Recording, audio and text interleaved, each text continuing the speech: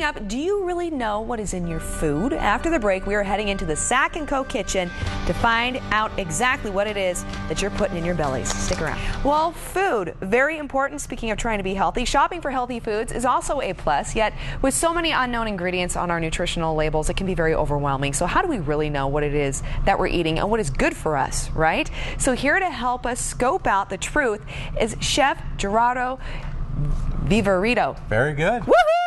Anyway, he's here right now, and he's going to help us kind of dispel some of those myths that we've, I think, all kind of built up when we go shopping, right? You and I were already talking about some of these labels here on how you'd look at it and you'd go, oh, this is good for me, but no, that's not the truth. So I want to talk about fats. What are some of these fats that we really need to keep an eye out for while we're shopping? Well, I think the main ones we need to look out for now are trans fats. The federal government just gave the industry 3 years to take all trans fats out of packaged goods, and I brought a variety of them here today. Okay. The downside to that is they are still allowed to have half a gram per serving and still write 0 trans fat on the label. Think about this. Here's one example. Cereal. Yeah. Kids love cereal. You go down the aisle, well, you know, it's colorful. It says good source of fiber, good source of whole grain.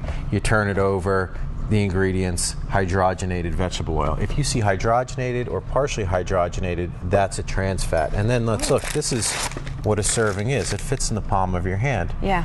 No one eats this little portion. It's always 2-3 times. All those servings throughout the day add up.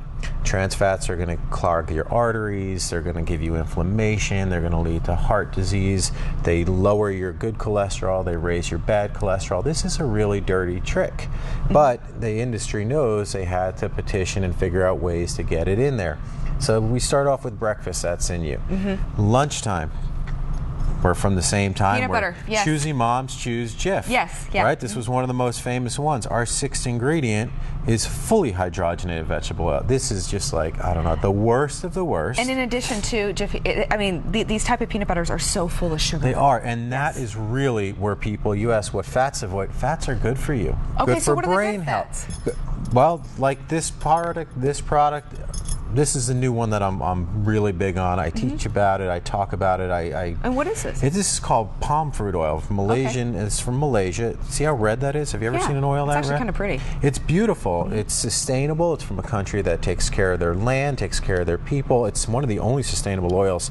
It's all the vitamin A. Palm tree oil? Palm fruit. Palm fruit. So if you look at this, it almost looks like a pomegranate inside out is how I describe it. All these red berry clusters, and they just press it. There's no chemical extraction. There's no, I don't know. It's just steam and pressure. And it's tasty when you cook with this. This actually tastes like butter.